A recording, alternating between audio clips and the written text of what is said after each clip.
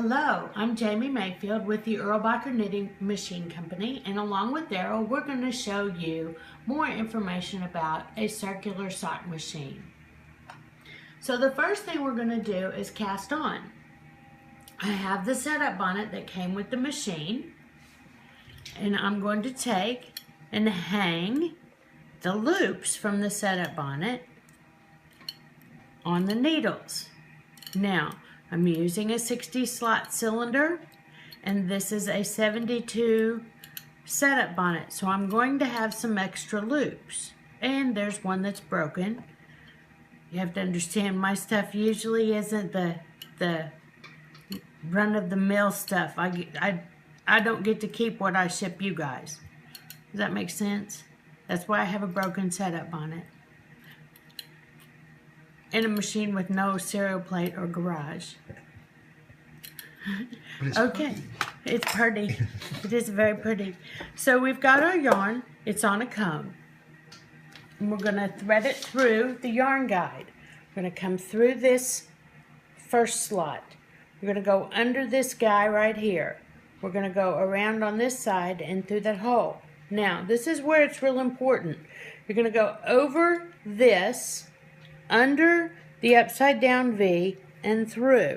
So remember, over, under, through. Okay, then we're going to bring the yarn in through the yarn carrier. And there's lots of ways to do that. In a perfect world, it just goes flying right through there. In my world, it typically doesn't. Okay, so in order for a stitch to occur, you have to have downward pressure. So I'm going to hold down on the setup bonnet and crank forward. Now I'm going to finish hanging the rest of these loops. Casting on is a two-step process.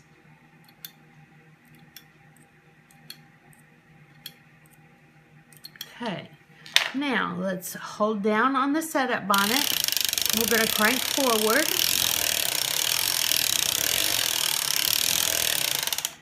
And we have we're cast on. Now I'm going to install the buckle, which you do so upside down. I'm going to put the fabric through here. Then I'm going to take this and turn it over, and then hang my weight. Okay, now let's crank forward again. And let's take a look at how the stitch forms. This is very important for you to understand in order to make the sock machine work. There's two places that we're going to have to look at in order to understand this. First, we're going to look down here. Now, the Speedster or the Erlbacher Gerhardt reduced ratio machine, these are open cam machines, so you can see exactly what's going on. So, look here at this little triangle right here. It's called the cam latch. Its job is to lift the needle. Okay, then once that needle is lifted, it hits this thing, and this is called the V-cam. Once it hits the V-cam, then as we crank forward, it travels down the V-cam. Now, this is very important. When the needle is at the bottom of the V-cam, that's when the knit stitch occurs. You see this one? It's getting ready to occur. This one, it has just occurred. This one has just occurred, okay?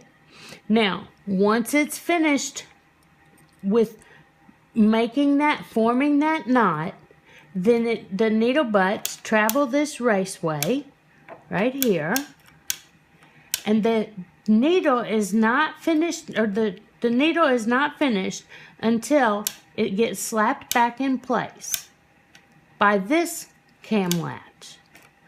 Okay? So let's watch that from this side of the machine. Okay, you're going to watch as the needle gets pushed up from under that V-cam. Okay, then it starts down that runway. The knit stitch occurs right here, but it's not finished knitting until that needle is slapped back into place. The job of a needle is it goes up, catches the yarn, goes down. That's all a needle does. So what we have to do is make the yarn land on that needle just right so that it will knit. Okay? Now the next thing we're going to talk about, it kind of goes hand in hand. Okay?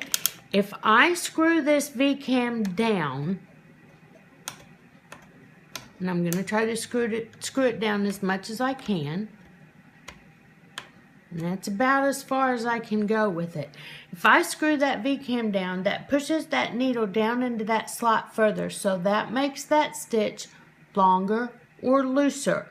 So let's take a look on this side at what has happened to our stitch.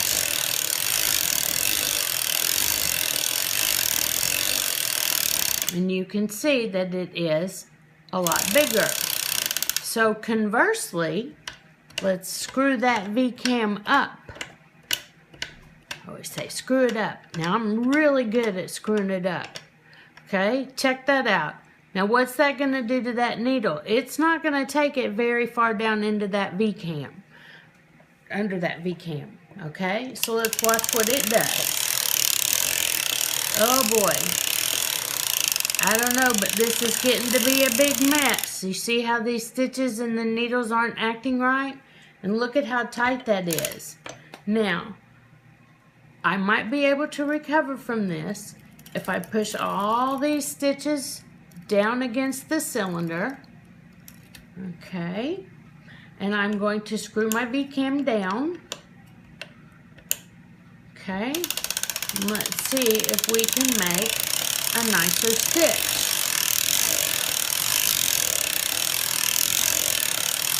Okay, now I'm going to tell you guys a little secret. Not everybody knits at the same tension. Some people want to knit so tight and make a really, really dense fabric, which I don't understand because it's not comfortable on your foot. Some people want to knit really, really loose because it's a whole lot easier to knit loose than it is to knit tight. And that's no good either. So the key is to find the tension for the yarn that you're using where it feels good on your foot. Okay? So this is Jamie here with Thurlbacher Knitting, and I just want to wish you happy knitting.